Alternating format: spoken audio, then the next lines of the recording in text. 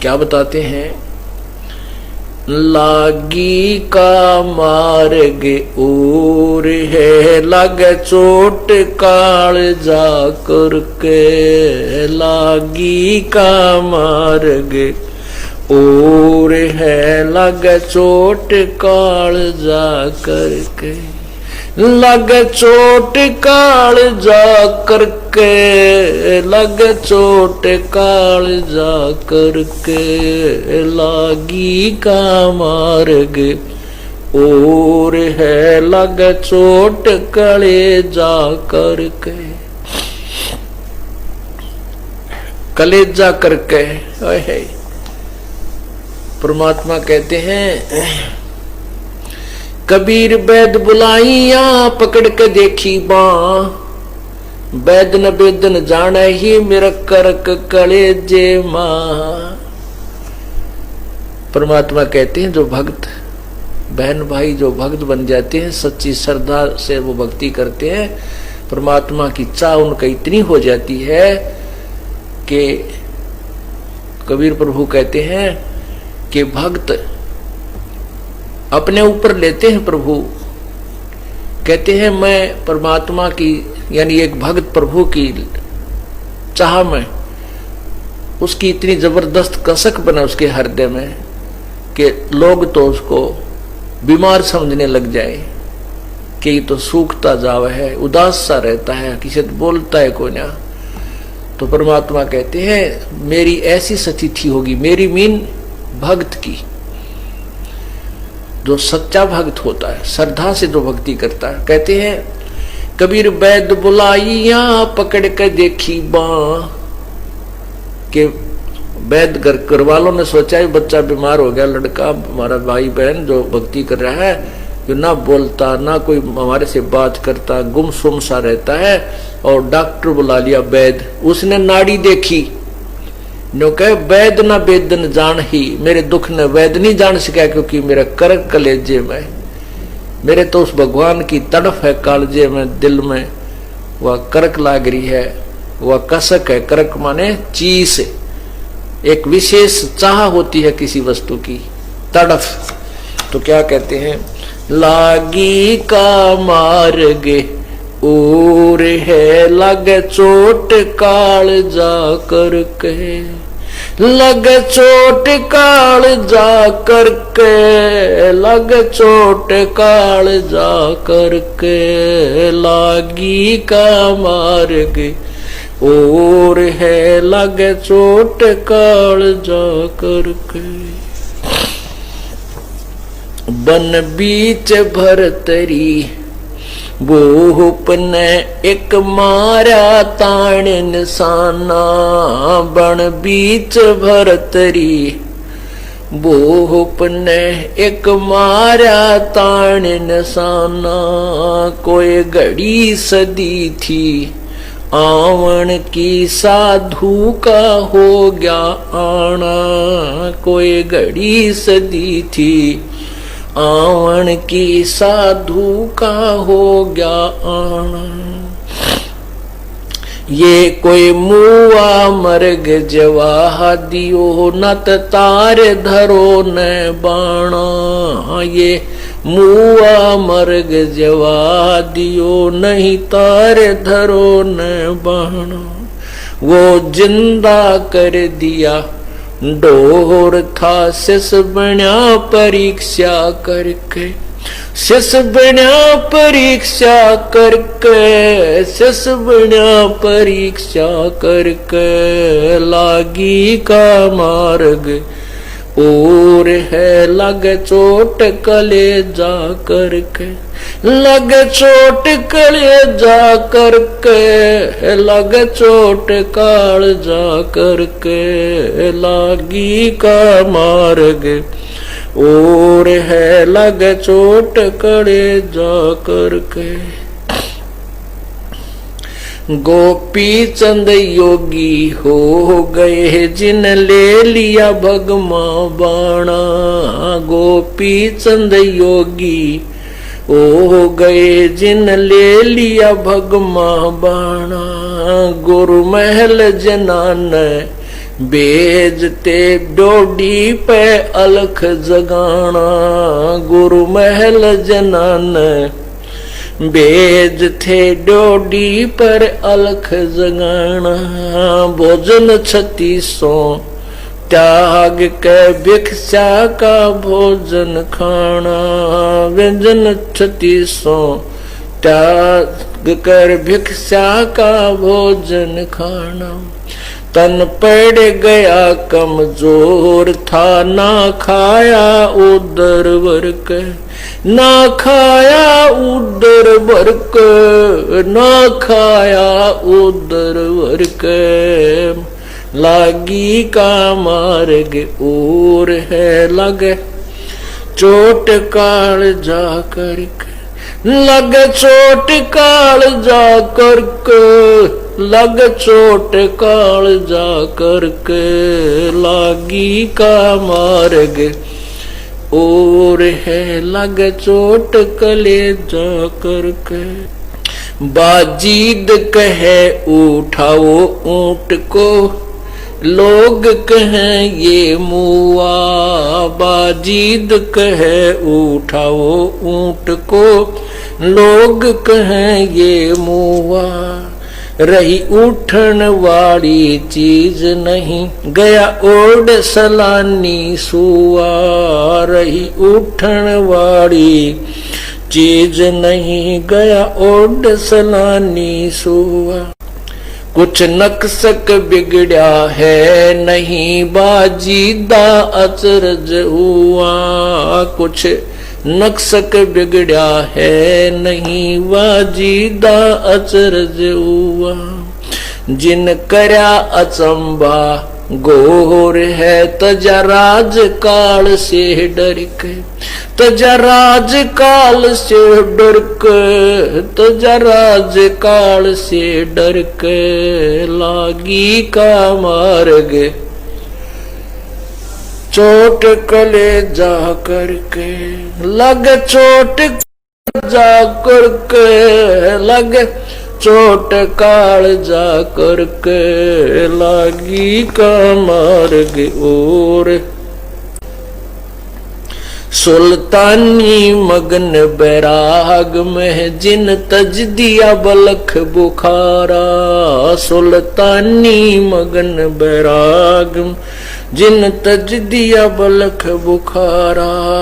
कद पालकियां में चालते आज ठालिया गुदड़ बारा। कद पालकियों में चालते आज ठालिया गुदड़ बारा। सब संगी छोड़ी रोवती रोवे था कुणबा सारा। सब संगी छोड़ी रोवती रोवे था कुणबा सारा।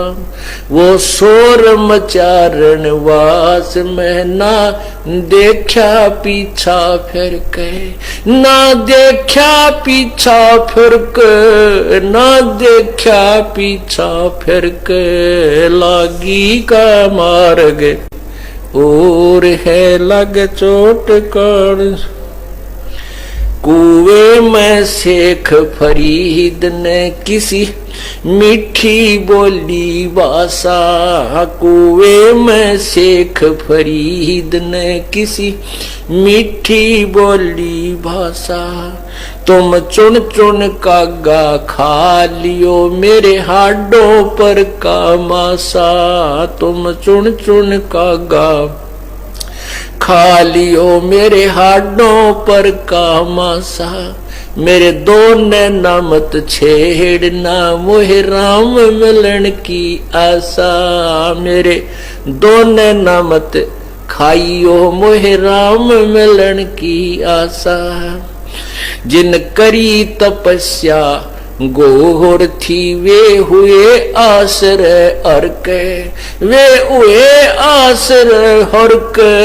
वो हुए आश्रय अर्क। लागी का मार्ग और है लग चोट करे जा कर। लग चोट काल जा करके, लग चोट काल जा करके, लागी का मार्ग। पीपा दरिया में कूद गया जिन कैसी करी डठाई, पीपा दरिया में कूद गया जिन कैसी करी डठाई। वह नर पाड़ा जीत गए जिन सिर धड़की बाजी लाई, वो नर पाड़ा जीत गए जिन सिर धड़की बाजी लाई। कह मंगलानंद चेतियो तुम सोच समझ मेरा भाई, कह मंगलानंद चेतियो कुछ सोच समझ मेरा भाई। बिन चेते यु झूठा शोर है, कुछ जाइयो सुकर्म करके, कुछ जाइयो सुकर्म करके, कुछ जाइयो रे सुकर्म करके, लागी का मार्ग और है लग चोट कले जा करके, लग चोट काल जा करके, लग चोट काल जा करके, लागी का मार्ग और है लग चोट काल जा करके। अब क्या बताते हैं कि परमात्मा की भक्ति में इतनी श्रद्धा आपकी हो जावे कि आपके मीठी मीठी कसक बनी रहे प्रभु के प्रति, भक्ति के प्रति। तो किन किन को ये कसक लगी, किन के कलेजे में करक लगी, उनके विषय में एक साधु ने बताया है। मंगलानंद जी के बता रहे हैं। देखो पुण्यात्मा, जो भी प्रभु की प्राप्ति का प्रयत्न करता है उसको अवश्य ये ज्ञान होता है कि परमात्मा की भक्ति करनी चाहिए और विशेष कसक के साथ करनी चाहिए। जैसे यजुर्वेद में 40वें अध्याय के 15वें श्लोक में लिखा है कि ओम नाम का जाप काम करते करते कीजिए, विशेष कसक के साथ कीजिए और अपना मुख्य कर्तव्य समझ कर कीजिए। लेकिन अब अन्य संत भी जो साधना कर रहे हैं वो पूरी कसक के साथ कर रहे हैं। अब जैसे हमने यहाँ बरवाला से जाना है दिल्ली की तरफ, हम दिल्ली जाना है, हमारा काम दिल्ली में है, तो हम विशेष कसक के साथ चले हैं। यदि हमारे को किसी ने सिरसा की तरफ भेज दिया है कि इधर दिल्ली है, तो हम उसको दिल्ली की तरफ चल रहे हैं और कसक हमारे अंदर दिल्ली जाने की है, लेकिन हम दिल्ली नहीं पहुंच सकते। अब जैसे ये संत थे मंगलानंद दादी, ये भी पुण्यात्मा थी, परमात्मा चाह रहे थे, इन्होंने भी वही बातें बताई कि भगवान की तरफ लगे तो कसक के साथ लगे।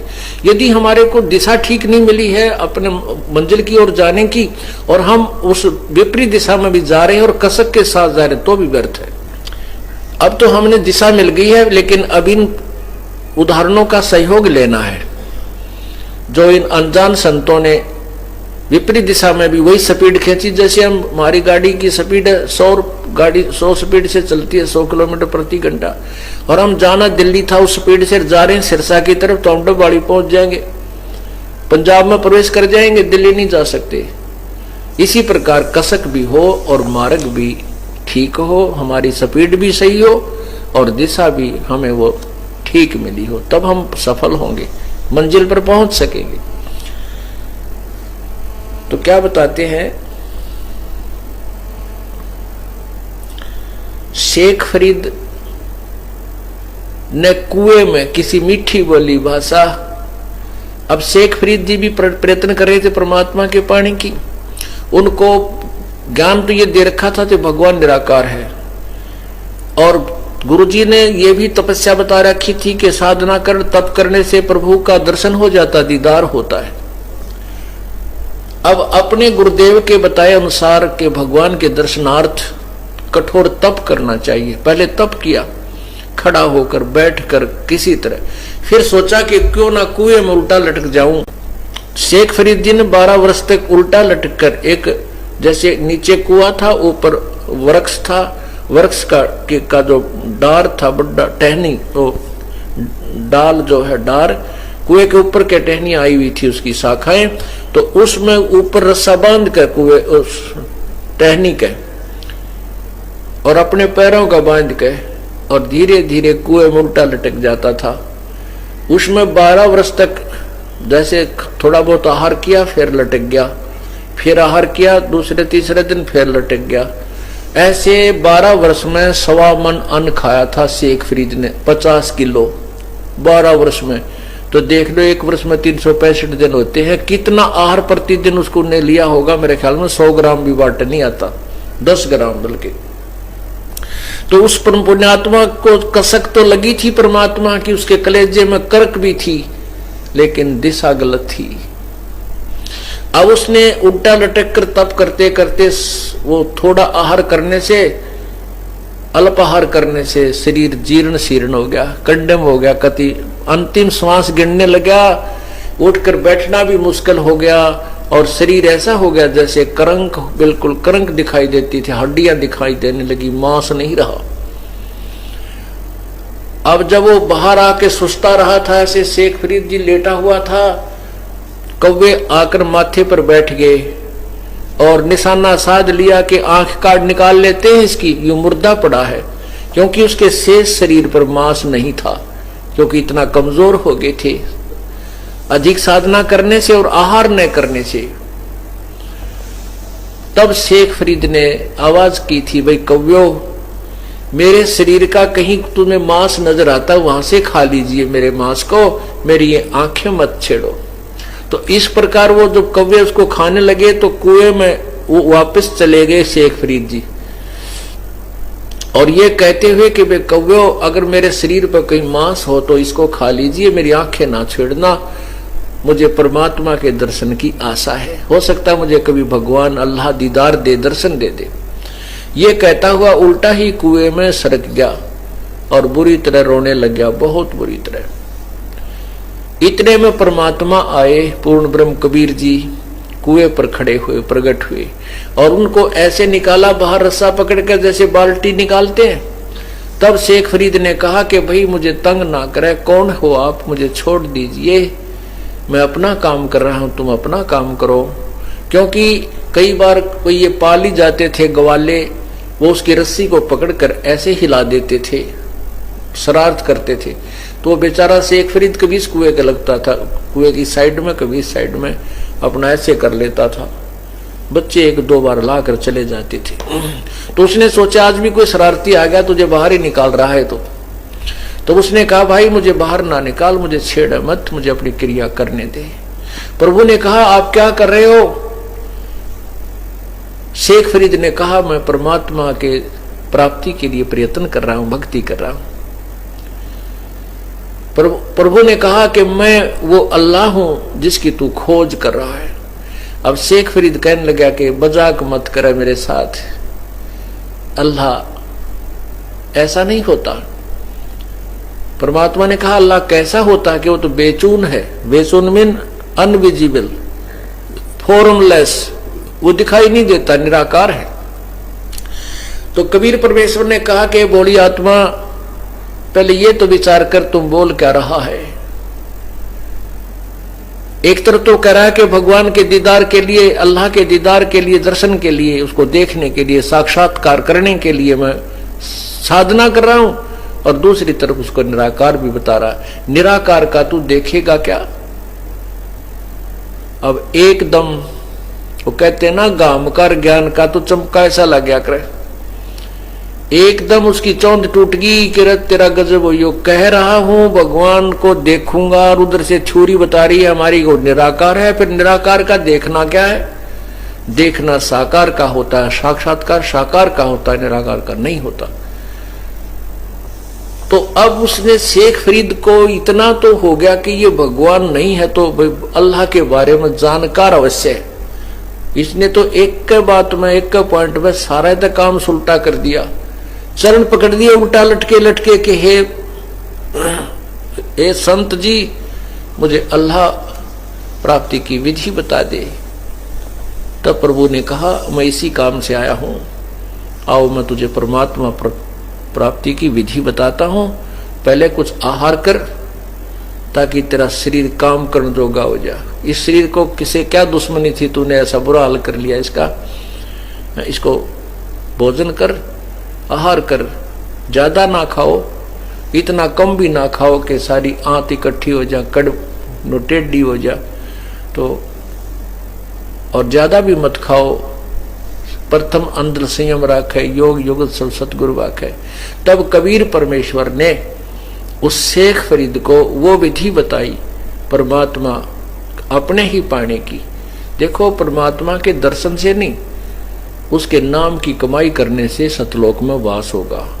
दर्शन तो कबीर साहब के लाखों लोगों ने 64 लाख से हुए थे तब किए थे, लेकिन मोक्ष उनके द्वारा बताई गई विधि से ही होगा जो दास आपको बता रहा है, सत साहिब। और ये यथार्थ विधि को आपने कसक के साथ करना है। देखो, हमने जो काम करते हैं उसमें कसक होगी तो हम उधर मंजिल की तरफ अग्रसर रहेंगे। तो अब आपको मंजिल भी की ओर जाने का मार्ग भी सही मिल गया। इसके लिए कहते हैं, समझा है तो सर दर पाओ और बहुर नहीं रे ऐसा दाओ। सत साहिब।